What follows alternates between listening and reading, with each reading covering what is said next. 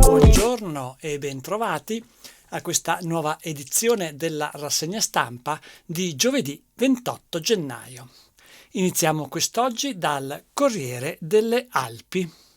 In prima pagina il titolo principale: il Veneto si prepara a ripartire. Zaia, buone speranze di tornare in giallo da domenica e da lunedì per scuole, trasporti, musei, ospedali, bar e ristoranti è possibile una attività quasi normale. Spiega il Corriere delle Alpi. Dopo 3 settimane di penitenza arancione, il Veneto intravede il ritorno in fascia gialla con conseguente allentamento di restrizioni e divieti. Domani l'attesa riclassificazione del Dicastero della Salute. Dai calcoli dei nostri esperti, dice Zaia, abbiamo un RT pari a 0,62, un valore che ci collocherebbe al penultimo posto tra le regioni per rischio di trasmissibilità del virus. E così da lunedì molte attività potrebbero tornare quasi alla normalità. E la fotonotizia della prima pagina: un inverno a spalare nere, la famiglia del rifugio bloccata in quota. Mauro De Francesc, assieme alla moglie Lucia e alle figlie Chiara e Sofia, vive tutto l'anno sul Monte Piana a quota 2364 metri. Il rifugio è la nostra casa, da quassù non ci spostiamo perché non ci manca niente. Però lunedì la più piccola dovrebbe tornare a scuola e siamo bloccati qui. Raccontano, sulla strada c'è troppa neve e c'è anche il rischio di slavine, ma alla loro vita non rinuncerebbero mai. Cosa potremmo volere di più? E andiamo all'interno del giornale. In Veneto i contagi in caduta con RT a 0,62. Zaia, buone speranze di tornare in giallo. E qui viene approfondito il tema che è stato lanciato in prima pagina come tema principale della giornata. Bar, ristoranti e spostamenti, le regole con il cambio di fascia. I locali potranno riaprire con chiusura alle 18, nei feriali porte aperte nei musei. Andiamo ancora avanti.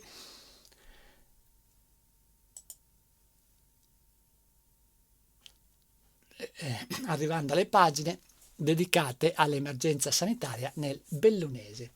Attività ambulatoriale al via, l'ULSS lavora a nuove agende. La direzione strategica dell'azienda sta calcolando le prestazioni da reinserire. Fabio Bortot della FIM: siamo pronti a rivedere le priorità delle impegnative. Attendiamo di essere convocati per definire con l'azienda le modalità di recupero delle prestazioni. Carenza di anestesisti negli ospedali. Il PD Veneto firma l'interrogazione. Si riconosca la specificità di Belluno. Turismo e commercio scendono in piazza. Da Agordo ad Auronzo, da Belluno a Feltre, 9 flash mob per chiedere certezze sulla riapertura delle attività e sui ristori. La protesta parte dal mondo dello sci, ma abbraccia anche i bar e i ristoranti. Ristoranti diventati mense, ma i conti non si salvano. I tenier lavorano a paludi. Calo del 45%, colpa dello smart working. A Puzzo i ristori, qualcosa è arrivato, ma non possiamo andare avanti così. Questa possibilità ha portato qualche cliente in più. Per fortuna il servizio delivery sta funzionando. Alla Fidelio di Sedico: il 2020 un disastro, dovremo licenziare.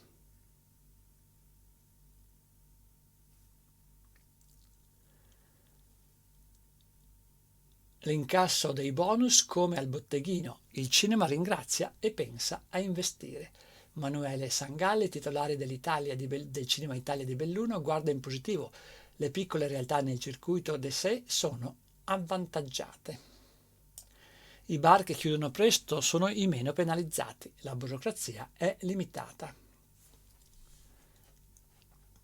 Queste alcune delle testimonianze raccolte dal Corriere delle Alpi sulle conseguenze della emergenza sanitaria in provincia di Belluno.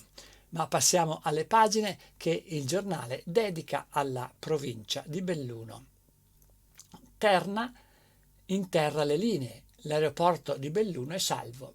Padrin, il presidente della provincia, garanzie per tutta la provincia. Ieri il tavolo tecnico convocato dalla regione. I cavi passeranno anche sotto al Piave. A breve incontro per la Valbelluna. Per il sindaco Massaro, vinta una lunga battaglia, ma vigiliamo. Vendramini, sindaco di Ponte nelle Alpi, giornata storica, eliminati altri tralicci a Ponte. Il sindaco annuncia ulteriori migliorie sul territorio, soddisfazione a Soverzene, se ne parla da 20 anni, trovate ottime soluzioni. Burigo, il progetto è migliorato negli anni, per noi significa liberare il paese. Un inverno a spallare neve, valanghe e strada sommersa bloccati in quota da venerdì. E qui c'è l'intervista annunciata con la fotonotizia in prima pagina. Massaro, il sindaco di Belluno, difende la Cucciolo Maresica. Roccon i numeri non la giustificano. Il sindaco ha spiegato i suoi obiettivi in commissione. Diventerà strada interna una volta fatta la circonvallazione. Stasera l'incontro promosso dai comitati invitati i capigruppo delle minoranze. Arpav. Le valanghe a bocca di balena sono l'attuale pericolo. Scopel, sindaco di Seren del Grappa, la montagna ha bisogno di servizi ma anche di risorse. La fusione dei piccoli comuni non è la soluzione per i nostri disagi, sottolinea, in relazione allo studio di una fondazione che invece aveva auspicato la fusione di piccoli comuni perché incapaci di offrire tutti i servizi essenziali necessari alla loro popolazione. Ed eccoci sulla pagina di Feltre, impennata di iscritti per informatica. È questo il dato più eclatante sulle scelte dei ragazzi per il prossimo anno scolastico. Passiamo da 39 a 56 studenti. Proseguono le difficoltà dell'Istituto Rizzarda, che potrà contare solo su 14 iscrizioni. Classico in robusta ripresa, perde appeal lo scientifico. Più 10% all'agrario della Lucia. Busetto, grande merito alla promozione digitale.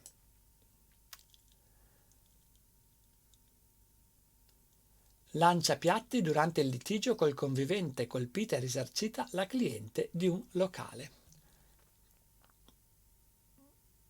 Urge il cambio medico per gli assistiti di Prior, in quel di Feltre. E ancora da Feltre, un sostegno ai neogenitori e alle famiglie in difficoltà. Il progetto coinvolge i 15 comuni di ambito della zona feltrina. Domande da presentare entro il 15 febbraio. La IMAP di Sedico al lavoro a pieno ritmo. Nei suoi frigoriferi si trasporta il vaccino Pfizer. L'azienda contribuisce alla lotta contro la pandemia fornendo le proprie strutture alle aziende olandesi e tedesche. Slavina ancora pericolosa, strada ancora chiusa per San Donato. Slavina che è caduta a seguito dell'ultima copiosa nevicata.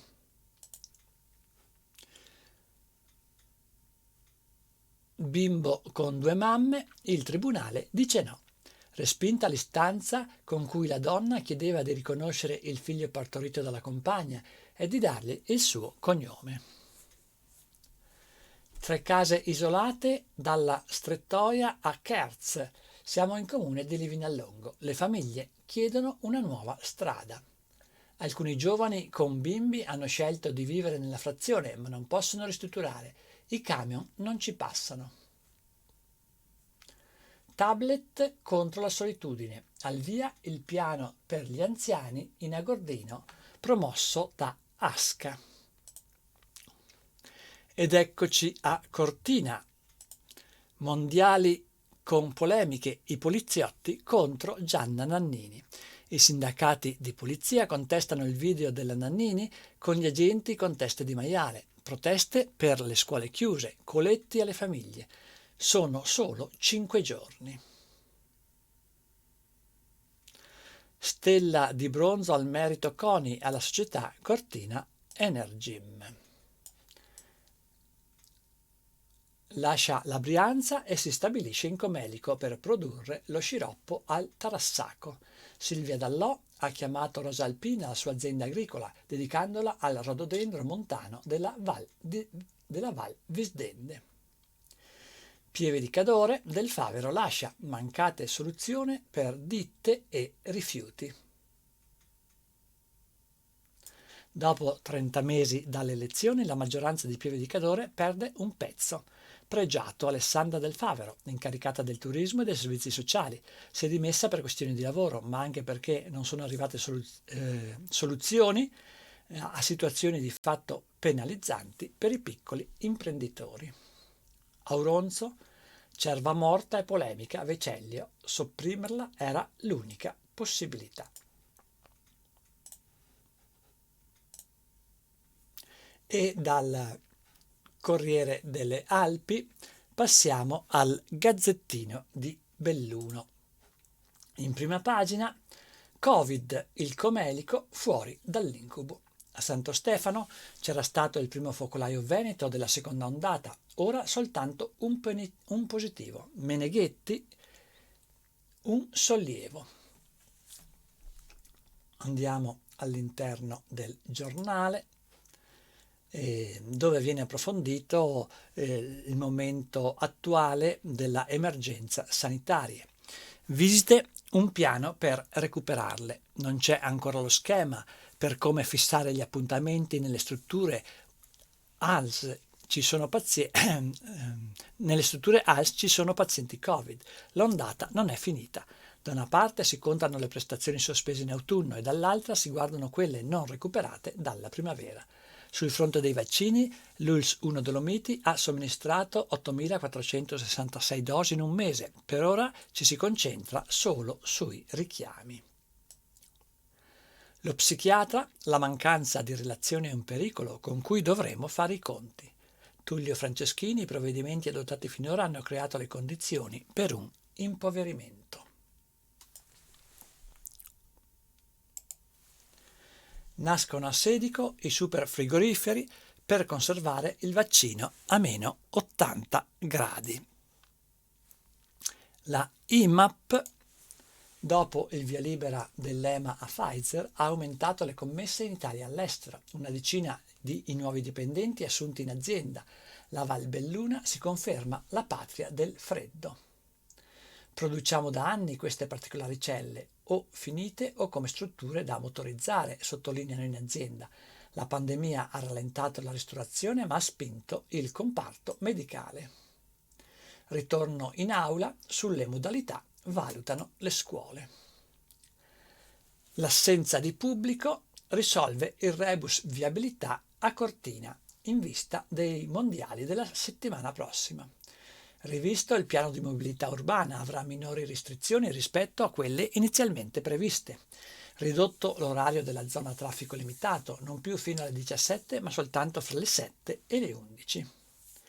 Già apparsi i primi cartelli per le aree riservate all'organizzazione, compreso il piazzale stazione. Tra le misure disposte dall'amministrazione, la gratuità del trasporto pubblico. Il calvario della statale Alemagna, rallentamenti e file di tir in panne. La rabbia dei residenti che auspicano il blocco del passaggio dei camion. Il gestore ANAS: effettueremo quotidianamente la pulizia della neve. Abbiamo in campo molti addetti. Nuova bretella per Belluno. I dati non tornano. Discusso in commissione a Belluno il progetto della cucciola Marisiga.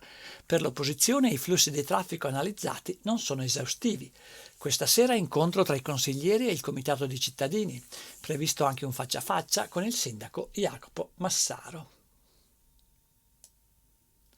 Micologi in lutti, morta Anna Maria, storica segretaria. Si tratta di Anna Maria Schiocchet. Da 30 anni seguiva l'attività del gruppo Bresadola. La montagna oggi alza la voce, manifestazioni in 9 località. Scenderanno in piazza gli operatori turistici fermati dall'emergenza Covid e dalle ordinanze emesse per cercare di fermare la pandemia.